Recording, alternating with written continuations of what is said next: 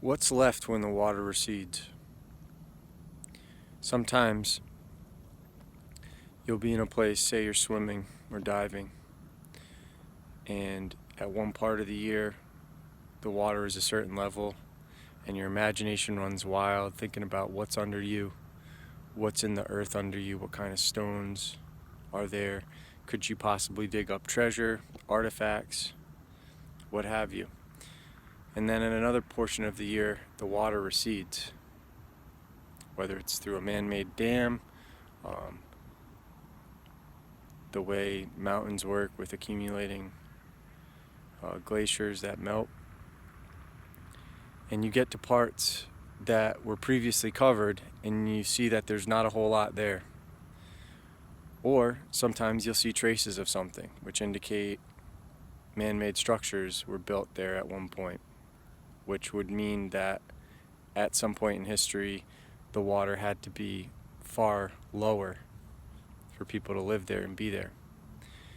And the interesting thing is when you can remove your emotions, you don't have any expectations of what you find. You just kind of look at what is and go from there.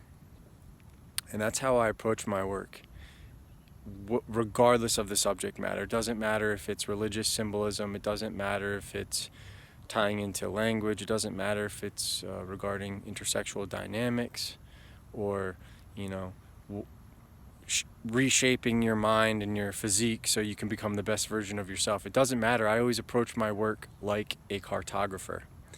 I don't really approach my work like a treasure hunter. I don't have any expectations of finding anything. I just want to know what's there so then we can align our behavior with that and have realistic expectations about what we see going on in the world and how we can navigate that to maximize our potential and create the best experience of life for ourselves.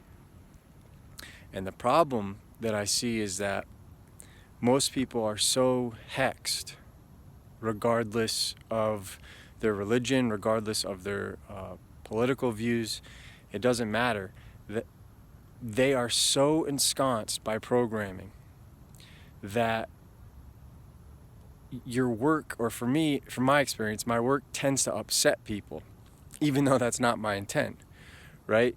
Like if I were to show you all the lies and fraud committed by your religious institutions and how none of the things you believe are actually real, your hex is going to get excited and defend itself. It's like a heroin junkie or some other junkie. And sobering up is the hardest thing to do because you're going to go through withdrawals. But it's even worse because much of the sorcery that we deal with it has a life of its own. And it's feeding off of you like a parasite feeds off of a host. And the reason this is important is when I talk about certain subjects, my intent is always to protect the people who I'm catering to.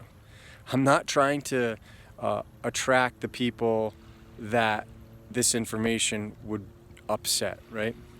So in my latest book, Get Mad or Get Realistic, the reason I don't recommend women read it is because most women in the Western world will identify with the very things that I'm encouraging men to avoid, especially all the red flags and the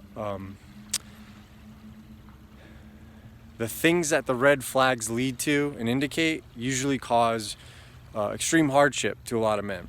And so the way that they get around it is by being able to recognize those red flags and avoid the women who have them. The problem is that's the majority of women in the Western world. So it might seem like I'm picking on certain groups of women, but I'm not. I'm actually just catering to a select group of men who are going to achieve the best versions of themselves and avoid ruining themselves over women.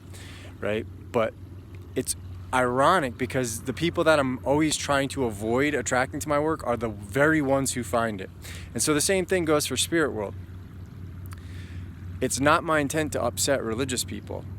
I don't even want you reading it if you're unwilling to look at the flaws and the errors of your own beliefs.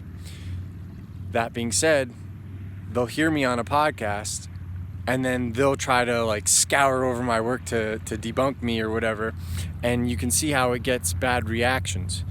So I just wanted to put that out there. whatever you do in life, approach it like a cartographer without emotion.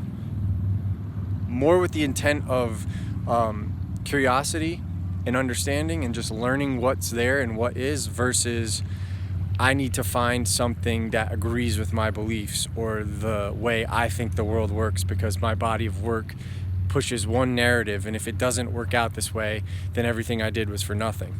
You have to be willing to let everything you did go. You have to be willing to say, you know what, even though my work was good under those circumstances, in light of new information, it's wrong and I need to adapt.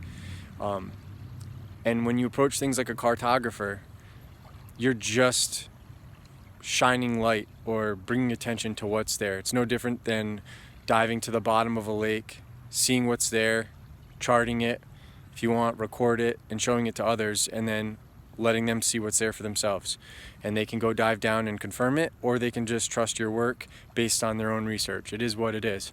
But I just wanted to put that out there so that you can maximize your potential and be indifferent to everything. Water off a duck's back. You got to keep going no matter what happens. So hope this finds you well, and enjoy the rest of your day.